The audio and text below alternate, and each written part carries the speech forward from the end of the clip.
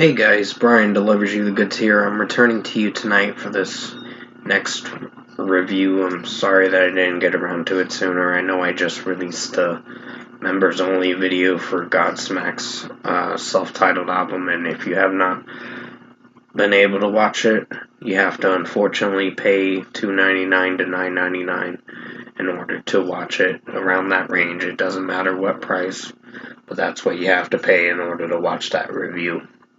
And that's how I set it up to be. But other than that, I'm returning to you for Judas Priest's Rocka Rolla album that I got a chance to listen to for their debut studio album. And I'm going to continue to do their discography through the month of May. And we'll go from there. But for what I listened to, I'm going to discuss what I listened to for the 10 tracks, which is a 40-minute record, and let you know my thoughts on Judas Priest's Rocka Rolla. So let's dive into this album review.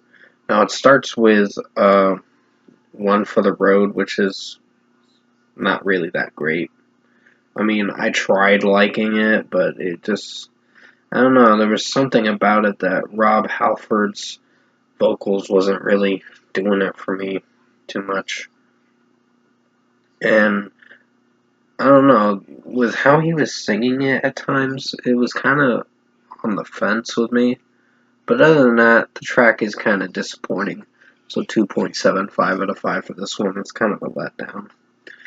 Rocka Rolla is kind of cringy too. I think this is just, the lyrics don't really do it for me. The lyrics kind of are very cringe.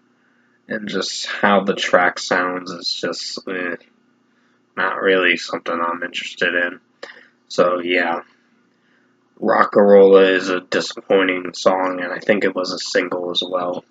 So yeah, 2.25 out of 5. It's pretty bad, honestly. It's not something I'd recommend listening to. As a start of a first album, not a great start. Winter is the most disappointing song. I mean, this is what I don't understand. With Winter and the next track, they get utterly annoying along with the fifth track. Winter had something going for it, but it just didn't execute very well with how Rob Halford was singing at times. I mean, he was trying to see what he could do with his voice, but it didn't work, this track. The execution wasn't there. So this is a 2.75 out of 5. Deep Freeze is kind of the continuation to Winter. It's just, no. It's like, what the fuck is this song going for? It's just not doing anything for me. Just making me bored. So, 2.5 out of 5. It's kind of the same continuation as Winter, and that's what I don't like about this, that it continues to go forward with it, and it's like, this could have been better utilized if it was something different. So, 2.5 out of 5. Winter Retreat is a disappointing track for how it sounds. I think it's very bad for how it is. I believe that this track had a lot of guitar wailing stuff that was really utterly annoying. Like, the guitarist was really playing with his guitar too much. And not in a weird way, but in a way to where he was trying to make it sound alright, but it didn't come out great. This song was a big flop. So, 2 out of 5. Cheater, at least that had something going for it, this track. This one wasn't terrible, but it wasn't mind-blowing. The lyrics kind of get on the fence with me at times, but the melody kind of sounds good. Rob Halford's singing at times is pretty alright. So, 3.75 out of 5. It's a mediocre track. It's not bad. Never Satisfied is an annoying track. I'm just not on board with this track and how it sounds, and overall, I think with the way Sorry, I'm moving the laptop for a second. I'm just fixing it. And if you heard that static noise, I'm sorry about that. But yeah, Never Satisfied is annoying. I don't like this song, so the ending to it is the most utterly annoying aspect about it, where Rob Halford does that screech sing that I can't really get on board with. It just doesn't work for this track. It's terrible. 2.5 out of 5. Run of the Mill actually was a good song. I was a little impressed with this one. Even though the outro to it had Rob Halford singing in it, at least it was good. This was a strong track, so 4.75 out of 5. I was really impressed with Run of the Mill. Probably one of the best tracks on this god-awful record. So, 4.75 out of 5. Dying to Meet You, Hero Hero is an average track. I mean, the Dying to Meet You part was not bad. But it's when you get to Hero Hero is when it starts collapsing on itself.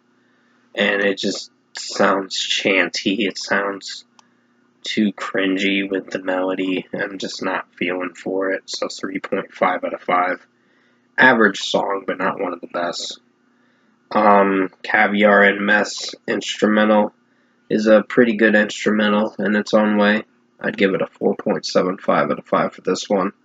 I think execution-wise, this track had something going for it, and it worked to utilize what it was going for. Sorry, there's a cat right here. So, this cat, one of my cats or whatever, is wanting attention. Right, Kittler? Yeah, that's his name. So, yeah. Caviar and Mess instrumental, 4.75 out of 5. So, overall, production, mixing, and execution-wise, I would say this track or this album I'm sorry, I heard a bang noise for a second. I wasn't sure what that was. But yeah, overall, this album was a flop. It was a complete flop. It didn't do anything for me. This album didn't really execute very well with how it sounded. And most of the tracks were pretty awful and disappointing too. Like, it could have been better utilized if these tracks sounded better. Some of them did. Like, Run of the Mill, I would say, is a song I'll come back to. Dying to Meet You, maybe. Cheater, maybe. It just depends on the mood, if I'm in for it, if I'm into it. But other than that, Caviar and Mess is just an instrumental. I wouldn't count that as a song I'd come back to, and that's so disappointing that only one song and two other tracks that were mediocre and average kind of were the only highlights. Everything else fucking sucked. So, yeah. Rocka, Rolla, if I were to give this a score by Judas Priest, 5 out of 10. It's bad. This record is just an awful mess. I was hoping for something better, and I was let down. As the debut record, not a good start for a debut album. I can see why it didn't sell a lot, because the reception is, like, pretty bad. So, yeah, when I was looking it up and all that, so pretty much Judas Priest, Rocka, Rolla, 5 out of 10 for this album. I hope you enjoyed this first Marathon Studio album review out of the many that I'm going to be reviewing. I think there's like 17 or 19 records for Judas Priest. I don't know, I gotta look into it again. But until then, the next album review for Judas Priest will be tomorrow night, and I'll premiere it.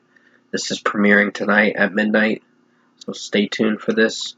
And as always, I will see you in my next review.